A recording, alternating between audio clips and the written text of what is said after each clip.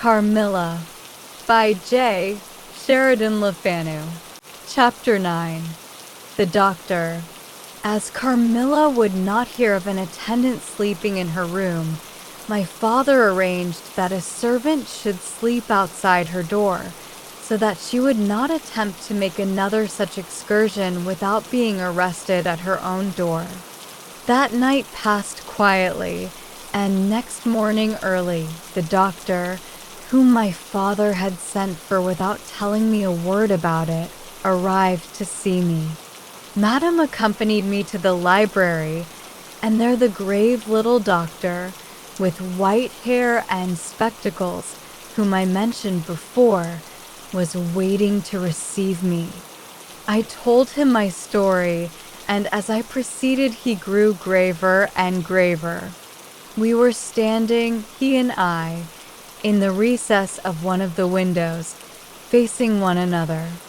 When my statement was over, he leaned with his shoulders against the wall and with his eyes fixed on me earnestly, with an interest in which was a dash of horror. After a minute's reflection, he asked Madam if he could see my father. He was sent for accordingly, and as he entered, smiling, he said, "I dare say, Doctor, you're going to tell me that I am an old fool for having brought you here. I hope I am." But his smile faded into shadow as the doctor, with a very grave face, beckoned him to him. He and the doctor talked for some time in the same recess where I had just conferred with the physician. It seemed an earnest and argumentative conversation. The room is very large, and I and Madam stood together, burning with curiosity at the farther end. Not a word could we hear, however, for they spoke in a very low tone, and the deep recess of the window quite concealed the doctor from view, and very nearly my father, whose foot, arm, and shoulder only could we see, and the voices were, I suppose, all the less audible for the sort of closet which the thick wall and window formed. After a time my father's face looked into the room. It was pale, thoughtful, and, I fancied, agitated. "Laura, dear, come here for a moment." "Madam, we shan't trouble you," the doctor says at present. Accordingly I approached, for the first time a little alarmed, for, although I felt very weak, I did not feel ill, and strength, one always fancies, is a thing that may be picked up when we please. My father held out his hand to me as I drew near, but he was looking at the doctor, and he said, "It certainly is very odd. I don't understand it quite. Laura, come here, dear. Now attend to Dr. Spielsberg and recollect yourself. You mentioned a sensation like that of 2 needles piercing the skin, somewhere about your neck, on the night when you experienced your first horrible dream. Is there still any soreness?" "None at all," I answered. "Can you indicate with your finger about the point at which you think this occurred?" "Very little below my throat, here," I answered. I wore a mourning dress, which covered the place I pointed to. "Now you can satisfy yourself," said the doctor. "You won't mind your papa's lowering your dress a very little. It is necessary to detect a symptom of the complaint under which you have been suffering." I acquiesced. It was only an inch or 2 below the edge of my collar. "God bless me, so it is," exclaimed my father, growing pale. "You see it now with your own eyes," said the doctor, with a gloomy triumph. "What is it?" I exclaimed, beginning to be frightened. "Nothing, my dear young lady, but a small blue spot, about the size of the tip of your little finger. And now," he continued, turning to Papa, "the question is what is best to be done? Is there any danger?" I urged in great trepidation. "I trust not, my dear," answered the doctor. "I don't see why you should not recover. I don't see why you should not begin immediately to get better. That is the point at which the sense of strangulation begins." "Yes," I answered. "And recollect as well as you can, the same point was a kind of center of that thrill which you described just now, like the current of a cold stream running against you. It may have been, I think it was. You see," he added, turning to my father. "Shall I say a word to Madam?" "Certainly," said my father. He called Madam to him and said, "I find my young friend here far from well. It won't be of any great consequence, I hope, but it will be necessary that some steps be taken, which I will explain by and by. But in the meantime, Madam, you will be so good as not to let Miss Laura be alone for one moment.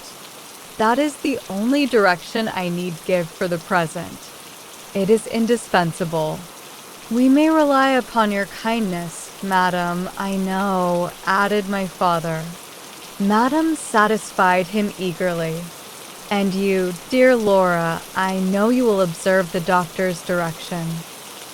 I shall have to ask your opinion upon another patient, whose symptoms slightly resemble those of my daughter, that have just been detailed to you, very much milder in degree, but I believe quite of the same sort.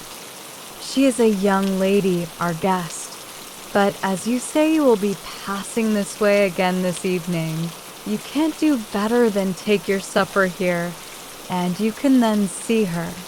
She does not come down till the afternoon." "I thank you," said the doctor. "I shall be with you, then, at about 7 this evening." And then they repeated their directions to me and to Madam, and with this parting charge my father left us and walked out with the doctor, and I saw them pacing together up and down between the road and the moat, on the grassy platform in front of the castle, evidently absorbed in earnest conversation. The doctor did not return. I saw him mount his horse there, take his leave, and ride away eastward through the forest. Nearly at the same time I saw the man arrive from Dranfield with the letters and dismount and hand the bag to my father. In the meantime, Madam and I were both busy, lost in conjecture as to the reasons of the singular and earnest direction which the doctor and my father had concurred in imposing. Madam, as she afterwards told me, was afraid the doctor apprehended a sudden seizure, and that, without prompt assistance, I might either lose my life in a fit, or at least be seriously hurt. The interpretation did not strike me, and I fancied, perhaps luckily for my nerves, that the arrangement was prescribed simply to secure a companion who would prevent my taking too much exercise or eating unripe fruit, or doing any of the 50 foolish things to which young people are supposed to be prone. About half an hour after my father came in, he had a letter in his hand and said, "This letter had been delayed. It is from General Spielsdorf. He might have been here yesterday. He may not come till tomorrow, or he may be here today."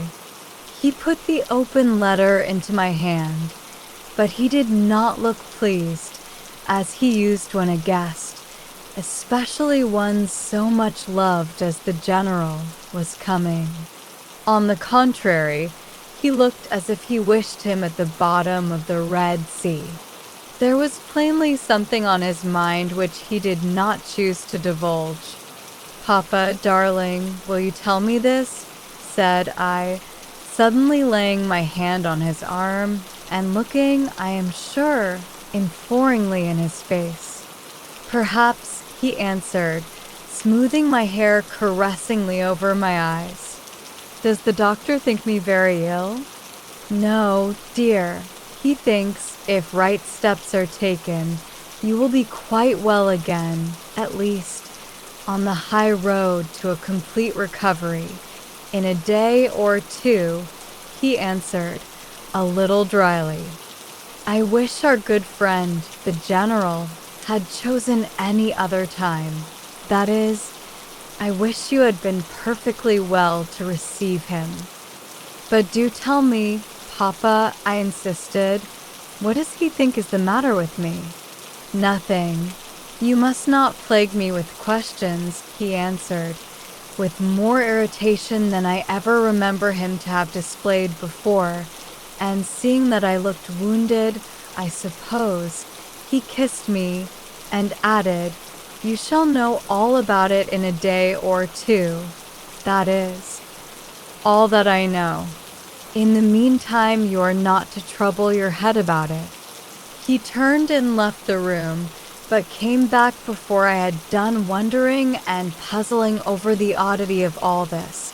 It was merely to say that he was going to Karnstein, and had ordered the carriage to be ready at 12, and that I and Madame should accompany him. He was going to see the priest who lived near those picturesque grounds upon business, and as Carmilla had never seen them, she could follow when she came down with Mademoiselle, who would bring materials for what you call a picnic, which might be laid for us in the ruined castle. At 12 o'clock, accordingly, I was ready, and not long after, my father, Madame, and I set out upon our projected drive. Passing the drawbridge, we turned to the right, and follow the road over the steep Gothic bridge westward, to reach the deserted village and ruined castle of Karnstein. No sylvan drive can be fancied prettier. The ground breaks into gentle hills and hollows, all clothed with beautiful wood, totally destitute of the comparative formality which artificial planting and early culture and pruning impart. The irregularities of the ground often lead the road out of its course and cause it to wind beautifully round the sides of broken hollows and the steeper sides of the hills, among varieties of ground almost inexhaustible.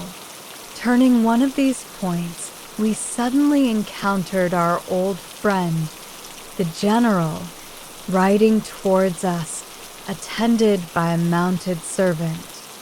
His portmanteaus were following in a hired wagon, such as we term a cart. The General dismounted as we pulled up and, after the usual greetings, was easily persuaded to accept the vacant seat in the carriage and send his horse on with his servant to the Schloss. Chapter 10. Bereaved.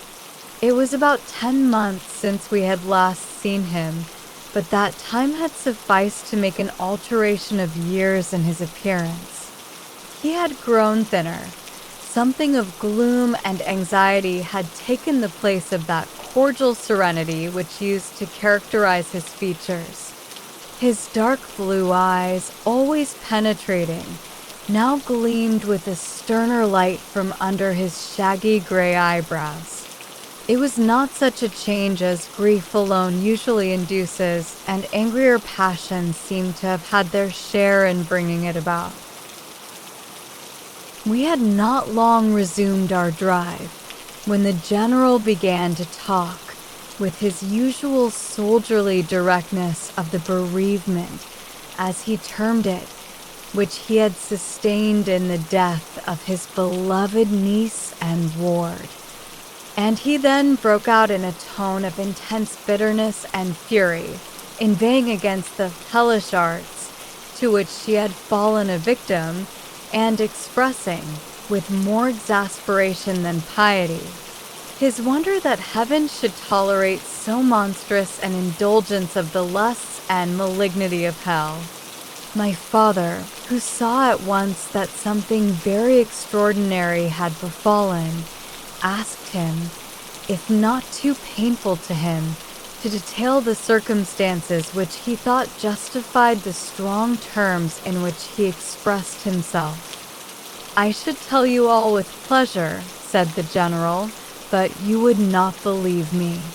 Why should I not? He asked. Because, he answered testily, you believe in nothing but what consists with your own prejudices and illusions. I remember when I was like you, but I have learned better. Try me, said my father. I am not such a dogmatist as you suppose. Besides which, I very well know that you generally require proof for what you believe, and am, therefore, very strongly predisposed to respect your conclusions. You were right in supposing that I have not been led lightly into a belief in the marvelous, for what I have experienced is marvelous, and I have been forced by extraordinary evidence to credit that which ran counter, diametrically, to all my theories. I have been made the dupe of a preternatural conspiracy. Notwithstanding his professions of confidence in the general's penetration, I saw my father, at this point, glance at the general with, as I thought, a marked suspicion of his sanity. The general did not see it, luckily. He was looking gloomily and curiously into the glades and vistas of the woods that were opening before us. You are going to the ruins of Karnstein? He said. Yes, it is a lucky coincidence. Do you know I was going to ask you to bring me there to inspect them? I have a special object in exploring. There is a ruined chapel, ain't there, with a great many tombs of that extinct family. So there are. Highly interesting, said my father.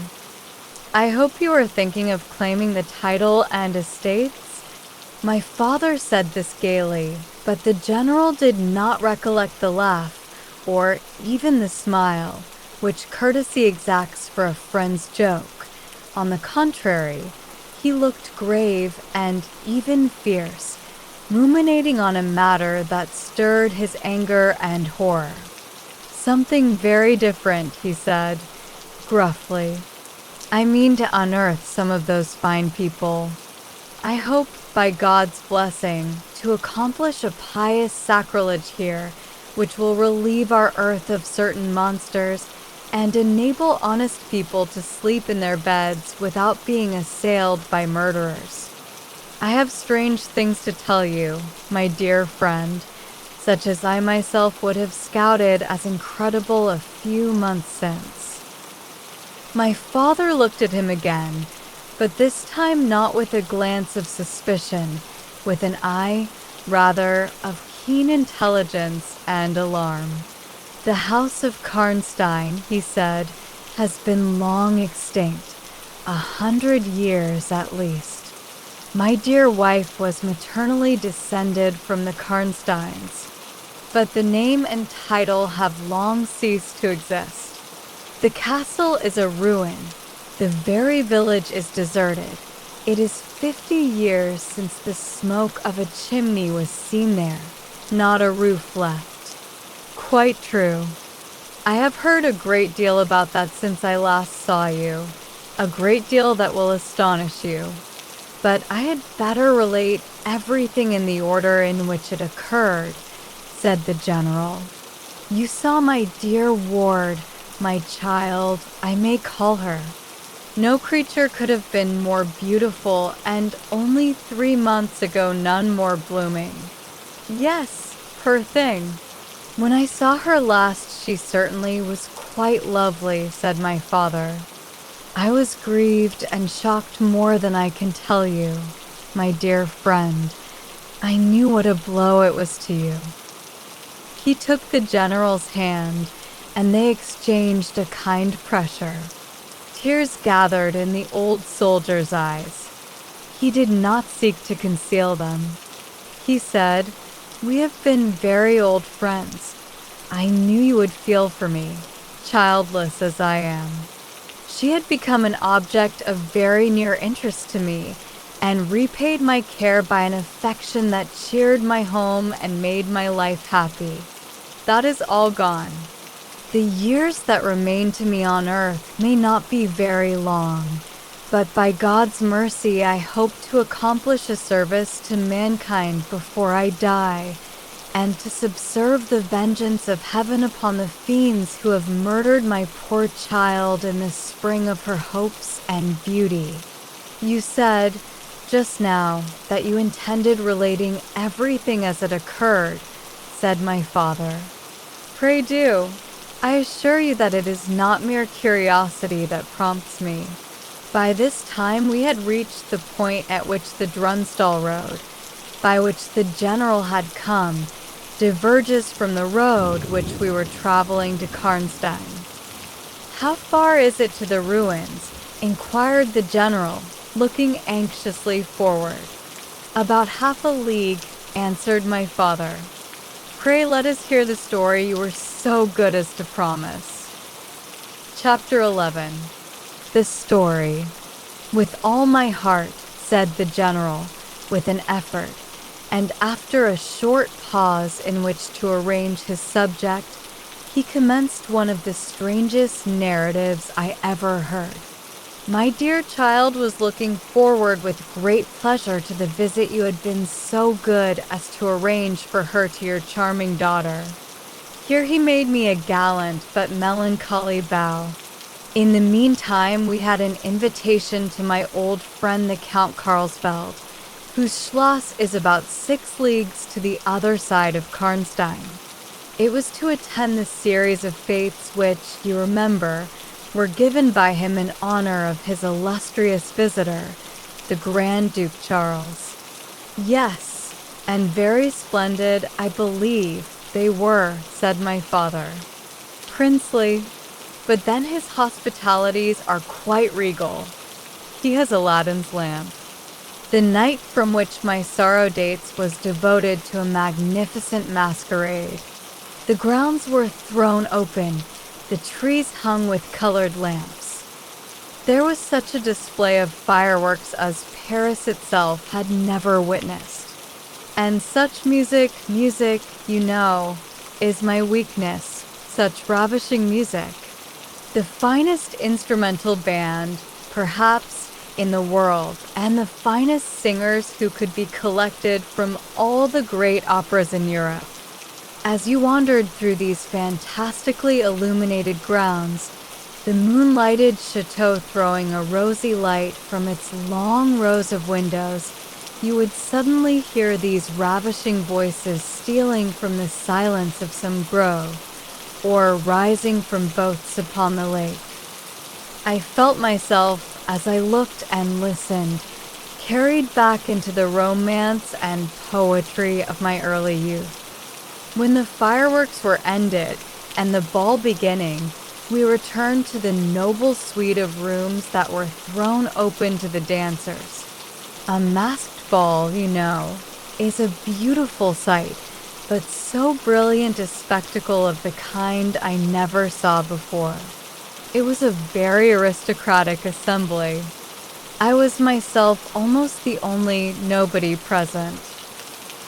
My dear child was looking quite beautiful. She wore no mask. Her excitement and delight added an unspeakable charm to her features, always lovely. I remarked a young lady, dressed magnificently, but wearing a mask, who appeared to me to be observing my ward with extraordinary interest. I had seen her earlier in the evening in the great hall, and again, for a few minutes, walking near us on the terrace under the castle windows, similarly employed. A lady, also masked, richly and gravely dressed, and with a stately air, like a person of rank, accompanied her as a chaperone. Had the young lady not worn a mask, I could, of course, have been much more certain upon the question whether she was really watching my poor darling. I am now well assured that she was. We were now in one of the salons. My poor dear child had been dancing and was resting a little in one of the chairs near the door. I was standing near. The two ladies I have mentioned had approached, and the younger took the chair next my ward, while her companion stood beside me and for a little time addressed herself in a low tone to her charge. Availing herself of the privilege of her mask, she turned to me, and in the tone of an old friend, and calling me by my name, opened a conversation with me, which piqued my curiosity a good deal. She referred to many scenes where she had met me at court and at distinguished houses. She alluded to little incidents which I had long ceased to think of, but which, I found, had only lain in abeyance in my memory, for they instantly started into life at her touch. I became more and more curious to ascertain who she was every moment. She parried my attempts to discover very adroitly and pleasantly. The knowledge she showed of many passages in my life seemed to me all but unaccountable, and she appeared to take a not unnatural pleasure in foiling my curiosity and in seeing me flounder in my eager perplexity from one conjecture to another. In the meantime, the young lady, whom her mother called by the odd name of Millarca, when she once or twice addressed her, had, with the same ease and grace, got into conversation with my ward. She introduced herself by saying that her mother was a very old acquaintance of mine. She spoke of the agreeable audacity which a mask rendered practicable. She talked like a friend. She admired her dress, and insinuated very prettily her admiration of her beauty. She amused her with laughing criticisms upon the people who crowded the ballroom and laughed at my poor child's fun. She was very witty and lively when she pleased, and after a time they had grown very good friends, and the young stranger lowered her mask, displaying a remarkably beautiful face. I had never seen it before, neither had my dear child. But though it was new to us, the features were so engaging, as well as lovely, that it was impossible not to feel the attraction powerfully. My poor girl did so. I never saw anyone more taken with another at first sight, unless, indeed, it was the stranger herself, who seemed quite to have lost her heart to her. In the meantime, availing myself of the license of a masquerade, I put not a few questions to the elder lady. "You have puzzled me utterly," I said, laughing. "Is that not enough? Won't you, now, consent to stand on equal terms and do me the kindness to remove your mask? Can any request be more unreasonable?" She replied, "Ask a lady to yield an advantage. Beside, how do you know you should recognize me? Years make changes." "As you see," I said, with a bow and, I suppose, a rather melancholy little laugh. "As philosophers tell us," she said. "And how do you know that a sight of my face would help you?" "I should take chance for that," I answered. "It is vain trying to make yourself out an old woman. Your figure betrays you. Years, nevertheless, have passed since I saw you, rather since you saw me, for that is what I am considering. Millarca, there, is my daughter. I cannot then be young, even in the opinion of people whom time has taught to be indulgent, and I may not like to be compared with what you remember me. You have no mask to remove. You can offer me nothing in exchange. My petition is to your pity, to remove it, and mine to yours to let it stay where it is," she replied. "Well, then, at least you will tell me whether you are French or German. You speak both languages so perfectly." "I don't think I shall tell you that, General. You intend a surprise and are meditating the particular point of attack." "At all events, you won't deny this," I said, "that being honored by your permission to converse, I ought to know how to address you. Shall I say Madame la Comtesse?" She laughed, and she would, no doubt, have met me with another evasion, if, indeed, I can treat any occurrence in an interview every circumstance of which was prearranged, as I now believe, with the profoundest cunning, as liable to be modified by accident. "As to that," she began, but she was interrupted, almost as she opened her lips, by a gentleman, dressed in black, who looked particularly elegant and distinguished, with this drawback, that his face was the most deadly pale I ever saw, except in death. He was in no masquerade, in the plain evening dress of a gentleman, and he said, without a smile, but with a courtly and unusually low bow, "Will Madame la Comtesse permit me to say a very few words which may interest her?" The lady turned quickly to him and touched her lip in token of silence. She then said to me, "Keep my place for me, General.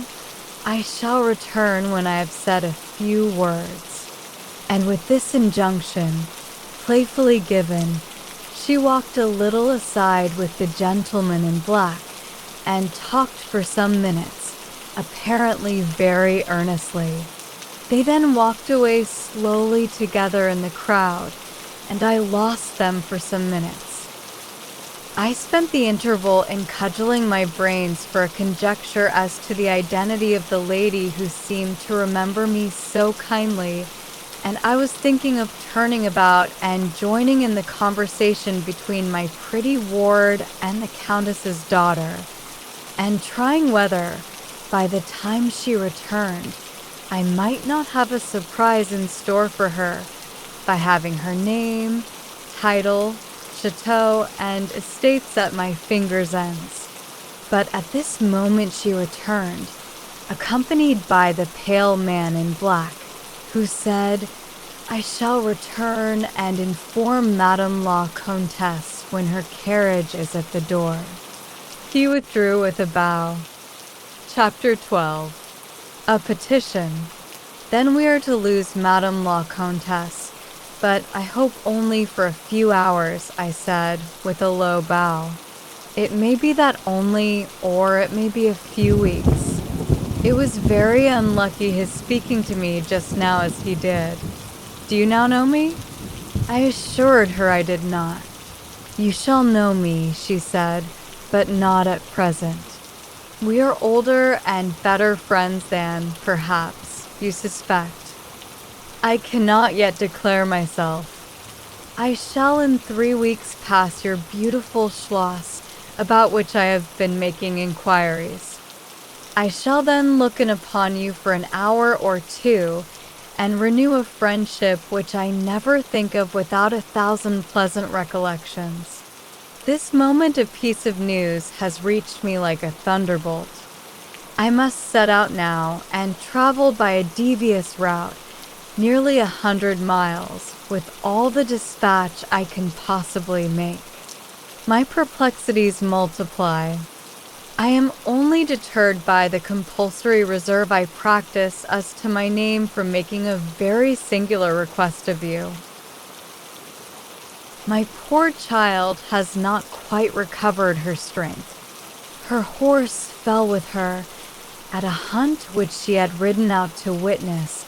Her nerves have not yet recovered the shock, and our physician says that she must on no account exert herself for some time to come. We came here, in consequence, by very easy stages, hardly 6 leagues a day. I must now travel day and night on a mission of life and death, a mission the critical and momentous nature of which I shall be able to explain to you when we meet, as I hope we shall, in a few weeks, without the necessity of any concealment." She went on to make her petition, and it was in the tone of a person from whom such a request amounted to conferring, rather than seeking a favor. This was only in manner, and, as it seemed, quite unconsciously. Then the terms in which it was expressed, nothing could be more deprecatory. It was simply that I would consent to take charge of her daughter during her absence. This was, all things considered, a strange, not to say, an audacious request. She in some sort disarmed me by stating and admitting everything that could be urged against it, and throwing herself entirely upon my chivalry.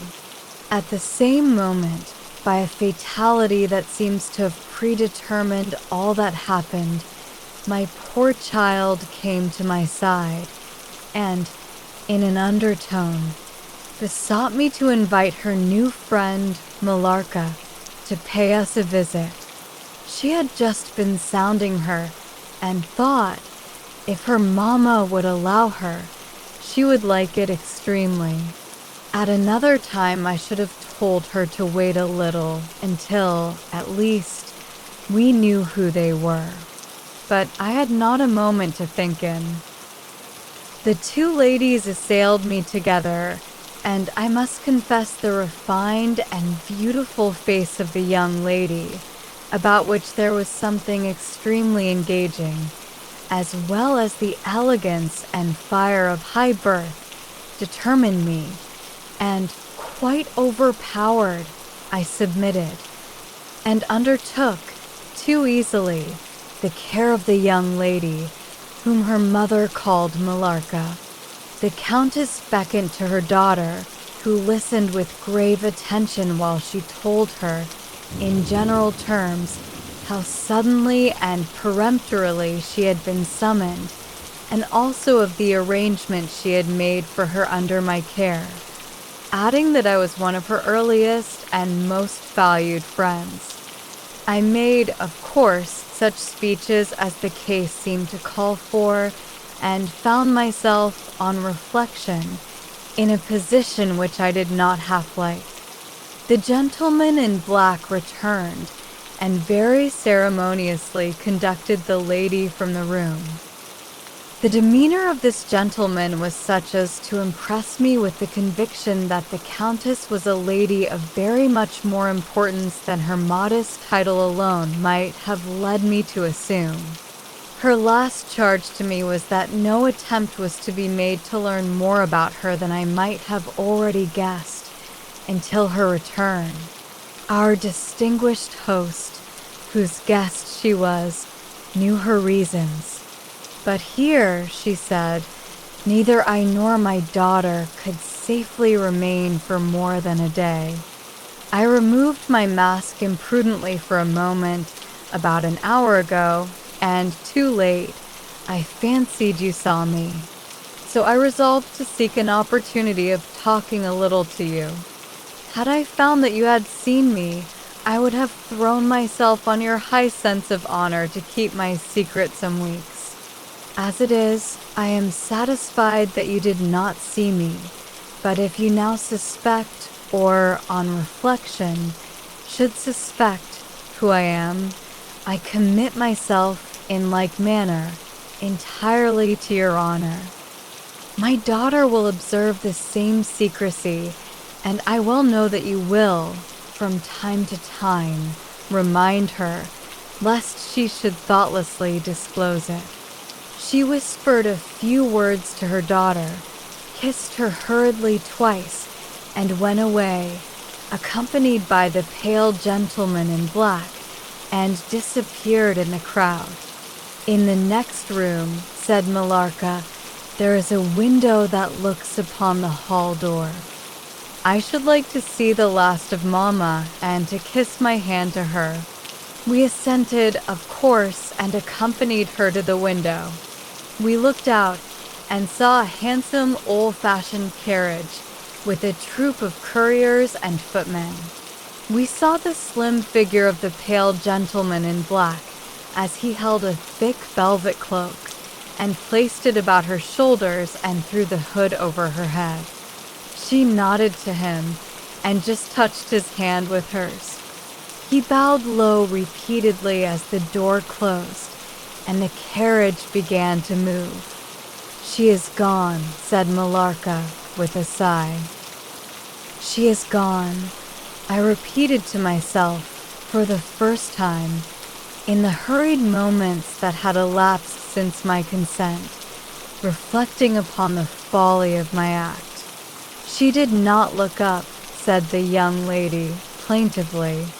"The Countess had taken off her mask, perhaps, and did not care to show her face," I said, "and she could not know that you were in the window." She sighed and looked in my face. She was so beautiful that I relented. I was sorry I had for a moment repented of my hospitality, and I determined to make her amends for the unavowed churlishness of my reception. The young lady, replacing her mask, joined my ward in persuading me to return to the grounds, where the concert was soon to be renewed. We did so, and walked up and down the terrace that lies under the castle windows. Millarca became very intimate with us, and amused us with lively descriptions and stories of most of the great people whom we saw upon the terrace. I liked her more and more every minute. Her gossip, without being ill-natured, was extremely diverting to me, who had been so long out of the great world. I thought what life she would give to our sometimes lonely evenings at home. This ball was not over until the morning sun had almost reached the horizon. It pleased the Grand Duke to dance till then, so loyal people could not go away or think of bed. We had just got through a crowded saloon when my ward asked me what had become of Millarca. I thought she had been by her side, and she fancied she was by mine. The fact was, we had lost her. All my efforts to find her were vain. I feared that she had mistaken, in the confusion of a momentary separation from us, other people for her new friends, and had, possibly, pursued and lost them in the extensive grounds which were thrown open to us. Now, in its full force, I recognized a new folly in my having undertaken the charge of a young lady without so much as knowing her name, and fettered as I was by promises of the reasons for imposing which I knew nothing. I could not even point my inquiries by saying that the missing young lady was the daughter of the Countess who had taken her departure a few hours before.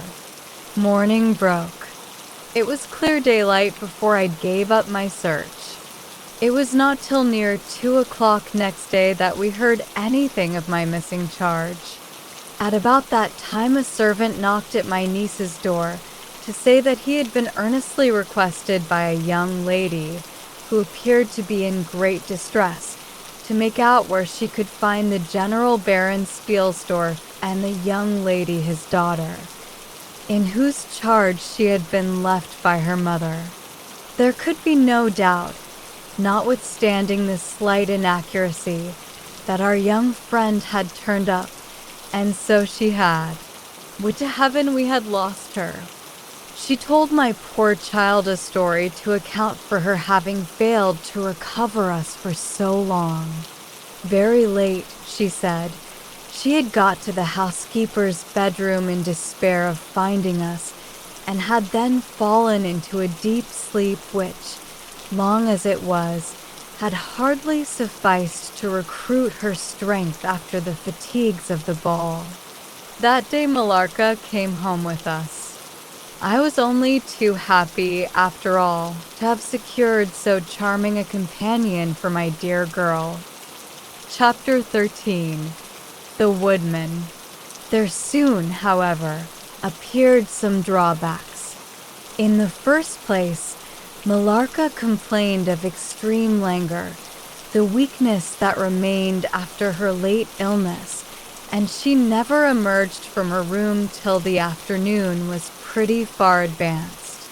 In the next place, it was accidentally discovered, although she always locked her door on the inside, and never disturbed the key from its place till she admitted the maid to assist at her toilet.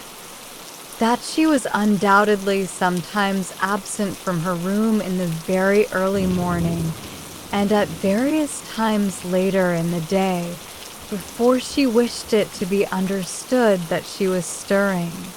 She was repeatedly seen from the windows of the Schloss, in the first faint gray of the morning, walking through the trees, in an easterly direction, and looking like a person in a trance.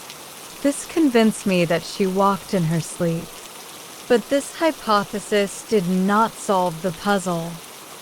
How did she pass out from her room, leaving the door locked on the inside? How did she escape from the house without unbarring door or window? In the midst of my perplexities, an anxiety of a far more urgent kind presented itself. My dear child began to lose her looks and health, and that in a manner so mysterious and even horrible that I became thoroughly frightened. She was at first visited by appalling dreams, then, as she fancied, by a spectre, sometimes resembling Millarca, sometimes in the shape of a beast, indistinctly seen, walking round the foot of her bed, from side to side. Lastly came sensations.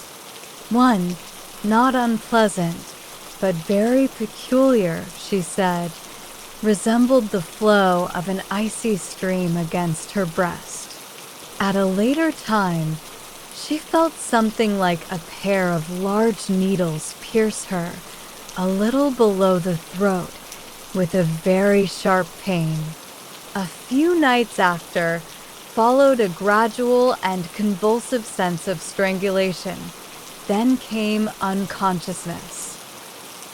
I could hear distinctly every word the kind old general was saying, because by this time we were driving upon the short grass that spreads on either side of the road as you approach the roofless village which had not shown the smoke of a chimney for more than half a century. You may guess how strangely I felt as I heard my own symptoms so exactly described in those which had been experienced by the poor girl who, but for the catastrophe which followed, would have been at that moment a visitor at my father's chateau. You may suppose, also, how I felt as I heard him detail habits and mysterious peculiarities which were, in fact, those of our beautiful guest, Carmilla. A vista opened in the forest. We were on a sudden under the chimneys and gables of the ruined village, and the towers and battlements of the dismantled castle, round which gigantic trees are grouped, overhung us from a slight eminence. In a frightened dream, I got down from the carriage, and in silence, for we had each abundant matter for thinking, we soon mounted the ascent, and were among the spacious chambers, winding stairs, and dark corridors of the castle. And this was once the palatial residence of the Karnsteins, said the old general at length, as from a great window he looked out across the village, and saw the wide, undulating expanse of forest. It was a bad family, and here its blood-stained annals were written, he continued. It is hard that they should, after death, continue to plague the human race with their atrocious lusts. That is the chapel of the Karnsteins down there. He pointed down to the gray walls of the Gothic building, partly visible through the foliage, a little way down the steep. "And I hear the axe of a woodman," he added, "busy among the trees that surround it. He possibly may give us the information of which I am in search, and point out the grave of Michela, Countess of Karnstein." These rustics preserve the local traditions of great families, whose stories die out among the rich and titled so soon as the families themselves become extinct. "We have a portrait at home of Michela, the Countess Karnstein. Should you like to see it?" asked my father. "Time enough, dear friend," replied the general. "I believe that I have seen the original, and one motive which has led me to you earlier than I at first intended was to explore the chapel which we are now approaching." "What? See the Countess Michela," exclaimed my father. "Why, she has been dead more than a century." "Not so dead as you fancy, I am told," answered the general. "I confess, General, you puzzle me utterly," replied my father. Looking at him, I fancied, for a moment, with a return of the suspicion I detected before. But although there was anger and detestation at times in the old general's manner, there was nothing flighty. "There remains to me," he said, as we passed under the heavy arch of the Gothic church, for its dimensions would have justified its being so styled, "but one object which can interest me during the few years that remain to me on earth, and that is to wreak on her the vengeance which, I thank God, may still be accomplished by a mortal arm." "What vengeance can you mean?" asked my father, in increasing amazement.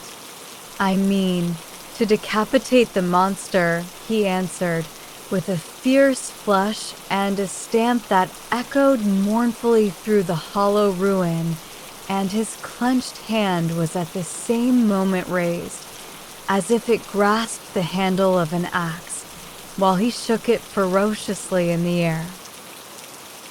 "What?" exclaimed my father, more than ever bewildered. "To strike her head off. Cut her head off. Aye, with a hatchet, with a spade, or with anything that can cleave through her murderous throat." "You shall hear," he answered, trembling with rage. And hurrying forward, he said, "That beam will answer for a seat. Your dear child is fatigued. Let her be seated, and I will, in a few sentences, close my dreadful story." The squared block of wood, which lay on the grass-grown pavement of the chapel, formed a bench on which I was very glad to seat myself, and in the meantime the general called to the woodman, who had been removing some boughs which leaned upon the old walls, and, axe in hand, the hardy old fellow stood before us. He could not tell us anything of these monuments, but there was an old man, he said, a ranger of this forest, at present sojourning in the house of the priest, about 2 miles away, who could point out every monument of the old Karnstein family, and, for a trifle, he undertook to bring him back with him if we would lend him one of our horses in little more than half an hour. "Have you been long employed about this forest?" asked my father of the old man. "I have been a woodman here," he answered in his patois, "under the forester, all my days, so has my father before me, and so on, as many generations as I can count up. I could show you the very house in the village here in which my ancestors lived." "How came the village to be deserted?" asked the general. "It was troubled by revenants, sir. Several were tracked to their graves. They're detected by the usual tests, and extinguished in the usual way, by decapitation, by the stake, and by burning, but not until many of the villagers were killed. But after all these proceedings according to law, he continued, so many graves opened, and so many vampires deprived of their horrible animation, the village was not relieved. But a Moravian nobleman, who happened to be traveling this way, heard how matters were, and being skilled, as many people are in his country, in such affairs, he offered to deliver the village from its tormentor. He did so thus: there being a bright moon that night, he ascended, shortly after sunset, the towers of the chapel here, from whence he could distinctly see the churchyard beneath him. You can see it from that window. From this point he watched until he saw the vampire come out of his grave, and place near it the linen clothes in which he had been folded, and then glide away towards the village to plague its inhabitants. The stranger, having seen all this, came down from the steeple, took the linen wrappings of the vampire, and carried them up to the top of the tower, which he again mounted.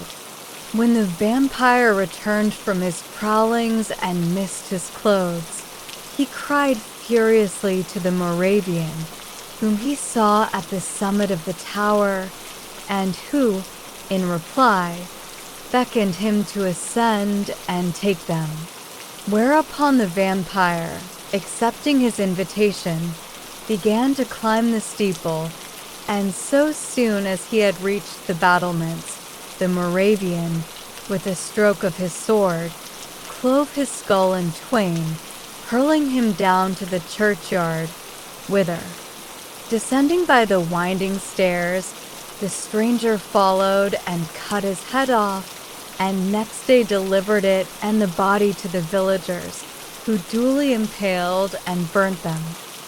This Moravian nobleman had authority from the then head of the family to remove the tomb of Mikala, Countess Karnstein, which he did effectually, so that in a little while its site was quite forgotten.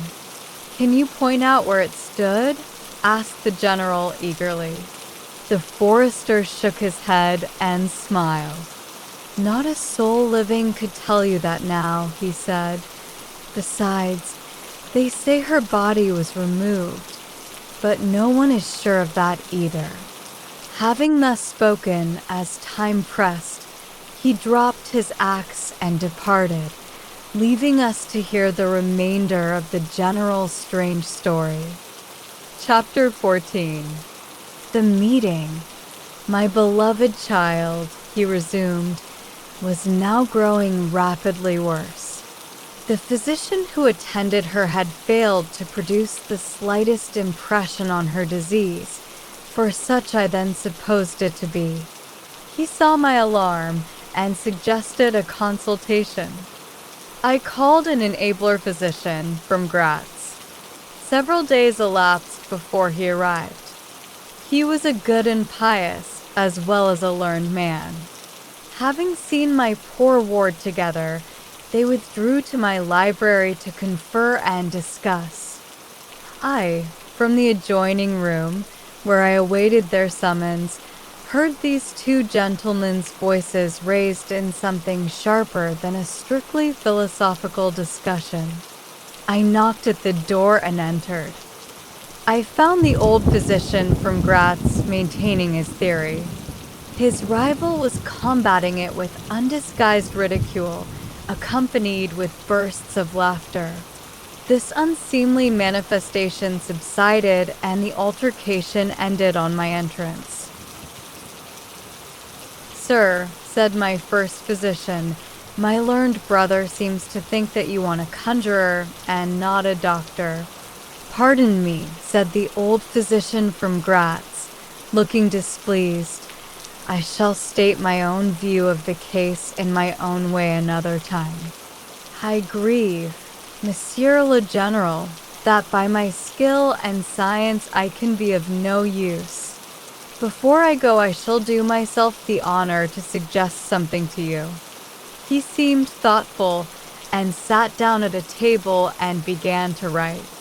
Profoundly disappointed, I made my bow, and as I turned to go, the other doctor pointed over his shoulder to his companion who was writing, and then, with a shrug, significantly touched his forehead.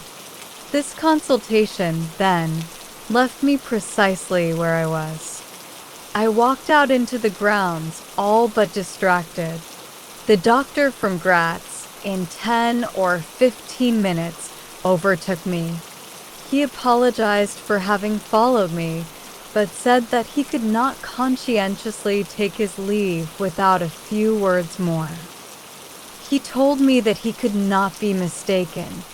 No natural disease exhibited the same symptoms, and that death was already very near. There remained, however, a day or possibly 2 of life. If the fatal seizure were at once arrested, with great care and skill her strength might possibly return. But all hung now upon the confines of the irrevocable. One more assault might extinguish the last spark of vitality, which is, every moment, ready to die. "And what is the nature of the seizure you speak of?" I entreated. "I have stated all fully in this note, which I place in your hands upon the distinct condition that you send for the nearest clergyman, and open my letter in his presence, and on no account read it till he is with you. You would despise it else. And it is a matter of life and death. Should the priest fail you, then, indeed, you may read it." He asked me, before taking his leave finally, whether I would wish to see a man curiously learned upon the very subject, which, after I had read his letter, would probably interest me above all others. And he urged me earnestly to invite him to visit him there, and so took his leave. The ecclesiastic was absent, and I read the letter by myself. At another time, or in another case, it might have excited my ridicule. But into what quackeries will not people rush for a last chance, where all accustomed means have failed, and the life of a beloved object is at stake? Nothing, you will say, could be more absurd than the learned man's letter. It was monstrous enough to have consigned him to a madhouse.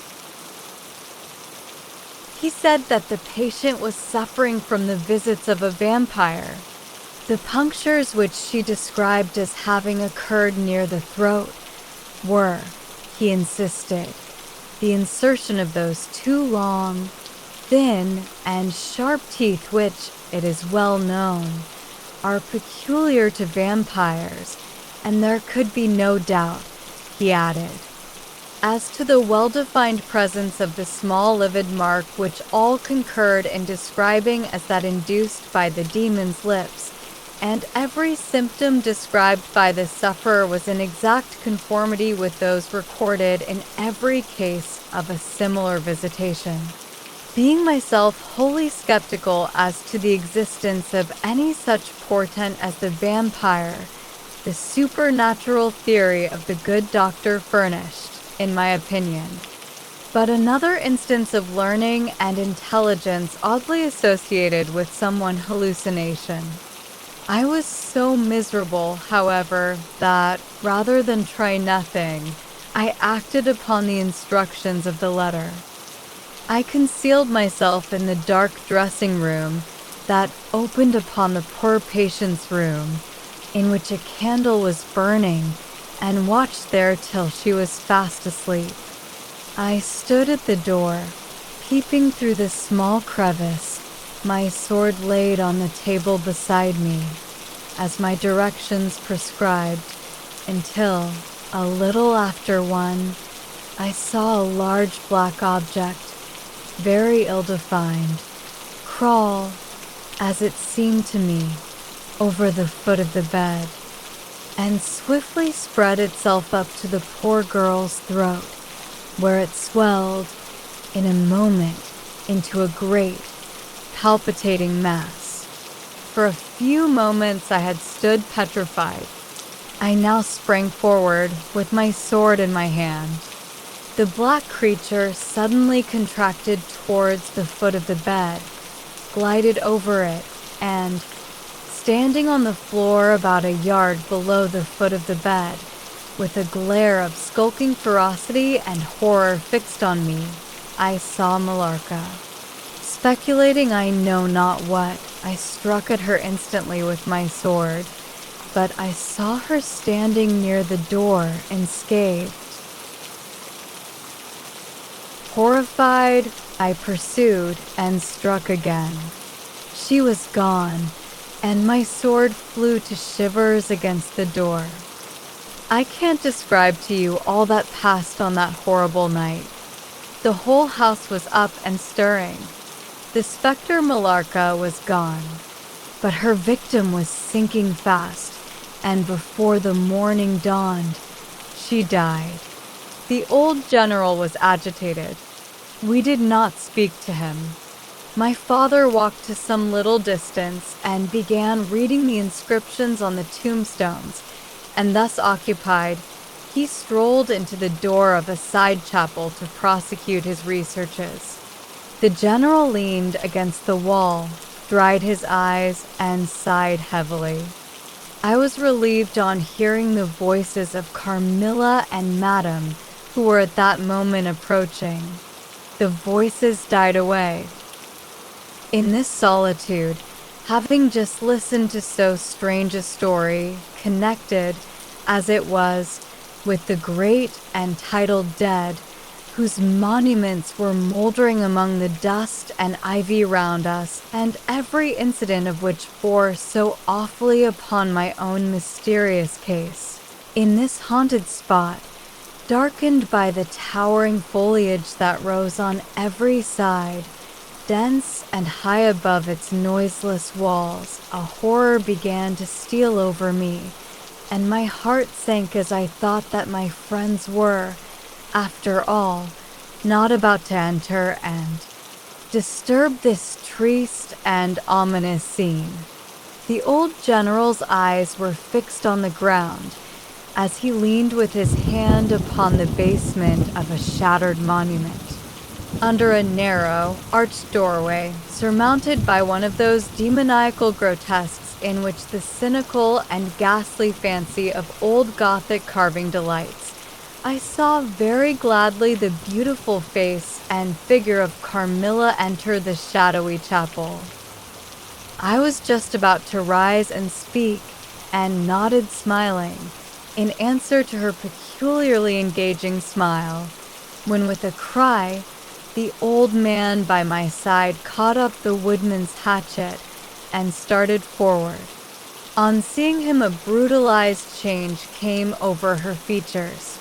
It was an instantaneous and horrible transformation as she made a crouching step backwards.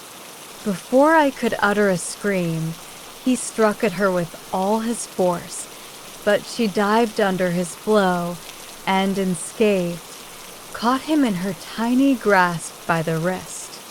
He struggled for a moment to release his arm, but his hand opened, the axe fell to the ground, and the girl was gone. He staggered against the wall. His gray hair stood upon his head, and a moisture shone over his face, as if he were at the point of death. The frightful scene had passed in a moment. The first thing I recollect after is Madame standing before me and impatiently repeating again and again the question, "Where is Mademoiselle Carmilla?" I answered at length, "I don't know, I can't tell, she went there," and I pointed to the door through which Madame had just entered, only a minute or two since. But I have been standing there in the passage ever since Mademoiselle Carmilla entered, and she did not return. She then began to call Carmilla through every door and passage and from the windows, but no answer came. She called herself Carmilla? Asked the general, still agitated. Carmilla, yes, I answered.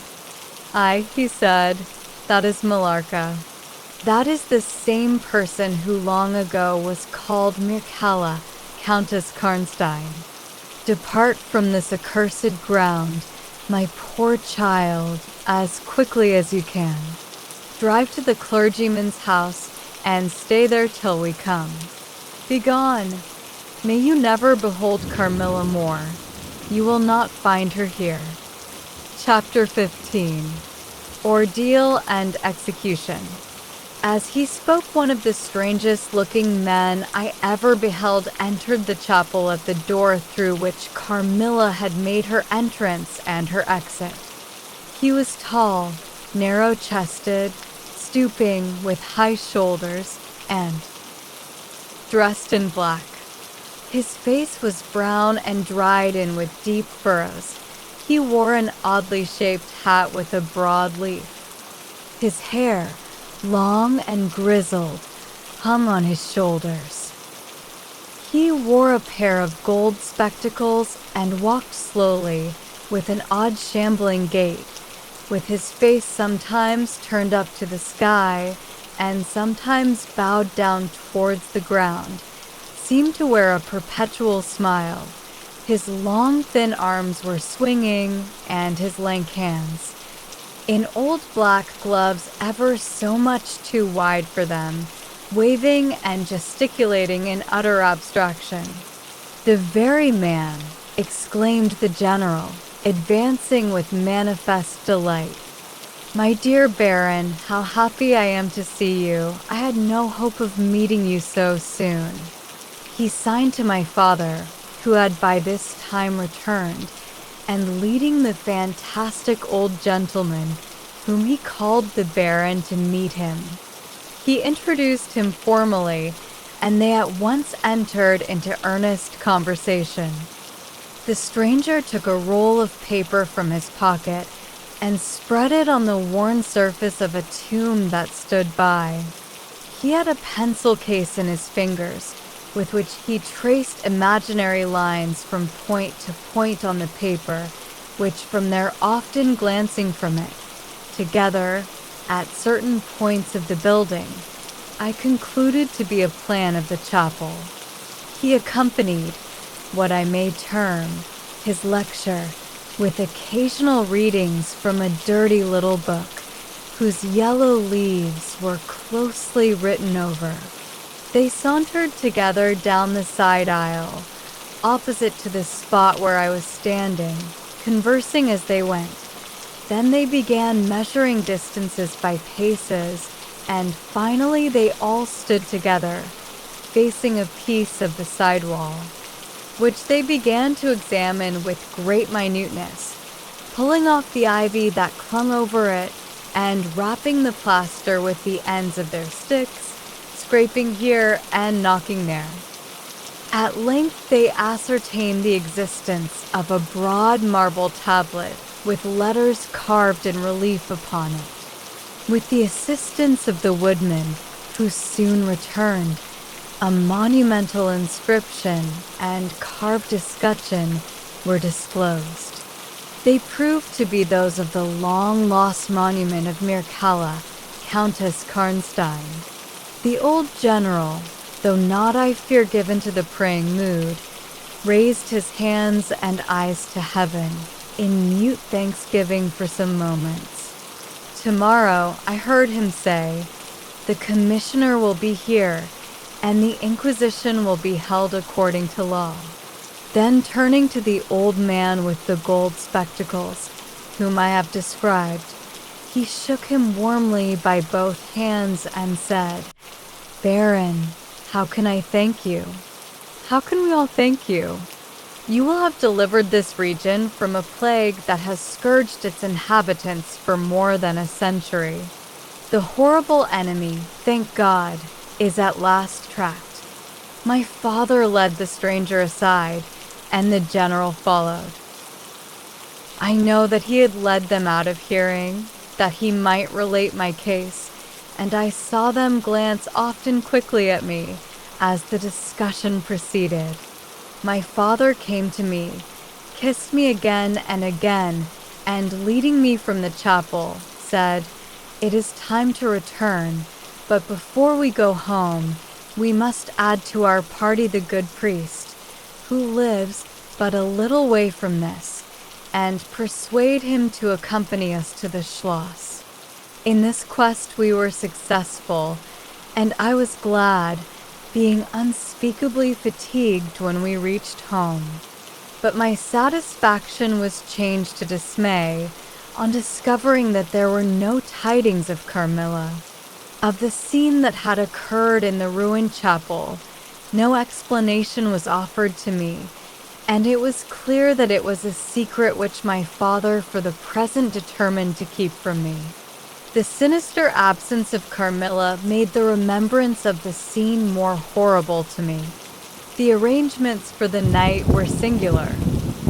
2 servants and Madame were to sit up in my room that night, and the ecclesiastic with my father kept watch in the adjoining dressing room. The priest had performed certain solemn rites that night, the purport of which I did not understand any more than I comprehended the reason of this extraordinary precaution taken for my safety during sleep. I saw all clearly a few days later. The disappearance of Carmilla was followed by the discontinuance of my nightly sufferings. You have heard, no doubt, of the appalling superstition that prevails in Upper and Lower Styria, in Moravia, Silesia, in Turkish Serbia, in Poland, even in Russia, the superstition, so we must call it, of the vampire. If human testimony, taken with every care and solemnity judicially, before commissions innumerable, each consisting of many members, all chosen for integrity and intelligence, and constituting reports more voluminous perhaps than exist upon any one other class of cases, is worth anything, it is difficult to deny, or even to doubt the existence of such a phenomenon as the vampire. For my part, one have heard no theory by which to explain what I myself have witnessed and experienced, other than that supplied by the ancient and well-attested belief of the country. The next day the formal proceedings took place in the chapel of Karnstein. The grave of the Countess Mikala was opened, and the general and my father recognized each his perfidious and beautiful guest in the face now disclosed to view. The features, though 150 years had passed since her funeral, were tinted with the warmth of life. Her eyes were open. No cadaverous smell exhaled from the coffin.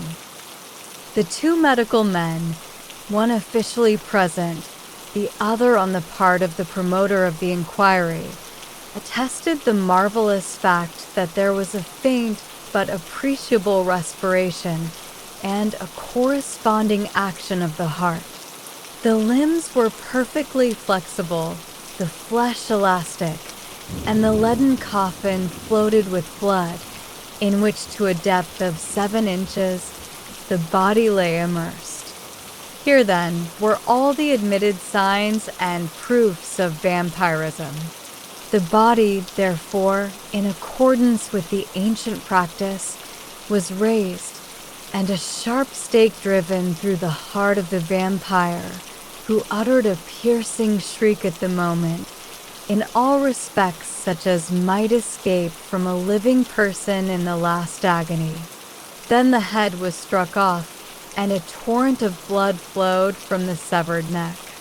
The body and head was next placed on a pile of wood and reduced to ashes, which were thrown upon the river and borne away, and that territory has never since been plagued by the visits of a vampire. My father has a copy of the report of the Imperial Commission with the signatures of all who were present at these proceedings, attached in verification of the statement. It is from this official paper that I have summarized my account of this last shocking scene. Chapter 16. Conclusion. I write all this you suppose with composure, but far from it, I cannot think of it without agitation. Nothing but your earnest desire so repeatedly expressed could have induced me to sit down to a task that has unstrung my nerves for months to come, and reinduced a shadow of the unspeakable horror which years after my deliverance continued to make my days and nights dreadful, and solitude insupportably terrific. Let me add a word or two about that quaint Baron Vordenberg, to whose curious lore we were indebted for the discovery of the Countess Mircalla's grave. He had taken up his abode in Graz, where, living upon a mere pittance, which was all that remained to him of the once princely estates of his family in Upper Styria, he devoted himself to the minute and laborious investigation of the marvelously authenticated tradition of vampirism. He had at his fingers' ends all the great and little works upon the subject. Magia Posthuma, Flegin de Mirabilibus, Augustinus de Cura pro Mortuis, Philosophicae et Christiani Cogitations de Vampiris, by John Christopher Herenberg, and 1,000 others, among which I remember only a few of those which he lent to my father. He had a voluminous digest of all the judicial cases, from which he had extracted a system of principles that appear to govern, some always, and others occasionally only, the condition of the vampire. I may mention, in passing, that the deadly pallor attributed to that sort of revenants is a mere melodramatic fiction. They present in the grave, and when they show themselves in human society, the appearance of healthy life. When disclosed to light in their coffins, they exhibit all the symptoms that are enumerated as those which proved the vampire life of the long-dead Countess Karnstein. How they escape from their graves and return to them for certain hours every day, without displacing the clay or leaving any trace of disturbance in the state of the coffin or the cerements, has always been admitted to be utterly inexplicable. The amphibious existence of the vampire is sustained by daily renewed slumber in the grave. Its horrible lust for living blood supplies the vigor of its waking existence. The vampire is prone to be fascinated with an engrossing vehemence, resembling the passion of love, by particular persons. In pursuit of these, it will exercise inexhaustible patience and stratagem, for access to a particular object may be obstructed in 100 ways. It will never desist until it has satiated its passion and drained the very life of its coveted victim. But it will, in these cases, husband and protract its murderous enjoyment with the refinement of an epicure, and heighten it by the gradual approaches of an artful courtship. In these cases, it seems to yearn for something like sympathy and consent. In ordinary ones, it goes direct to its object, overpowers with violence, and strangles and exhausts often at a single feast. The vampire is, apparently, subject, in certain situations, to special conditions. In the particular instance of which I have given you a relation, Mircalla seemed to be limited to a name which, if not her real one, should at least reproduce, without the omission or addition of a single letter, those, as we say, anagrammatically, which compose it. Carmilla did this, so did Millarca. My father related to the Baron Vordenberg, who remained with us for 2 or 3 weeks after the expulsion of Carmilla, the story about the Moravian nobleman and the vampire at Karnstein churchyard. And then he asked the Baron how he had discovered the exact position of the long-concealed tomb of the Countess Mircalla. The Baron's grotesque features puckered up into a mysterious smile. He looked down, still smiling on his worn spectacle case, and fumbled with it. Then looking up, he said, "I have many journals and other papers written by that remarkable man.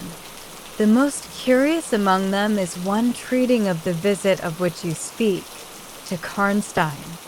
The tradition, of course, discolors and distorts a little. He might have been termed a Moravian nobleman, for he had changed his abode to that territory and was, beside, a noble. But he was, in truth, a native of Upper Styria. It is enough to say that in very early youth he had been a passionate and favored lover of the beautiful Mircalla, Countess Karnstein.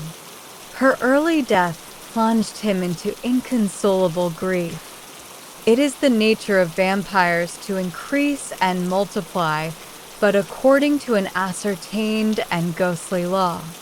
Assume, at starting, a territory perfectly free from that pest. How does it begin, and how does it multiply itself? I will tell you. A person, more or less wicked, puts an end to himself. A suicide, under certain circumstances, becomes a vampire. That specter visits living people in their slumbers. They die, and almost invariably, in the grave, develop into vampires. This happened in the case of the beautiful Mircalla, who was haunted by one of those demons. My ancestor, Vordenberg, whose title I still bear, soon discovered this, and in the course of the studies to which he devoted himself, learned a great deal more.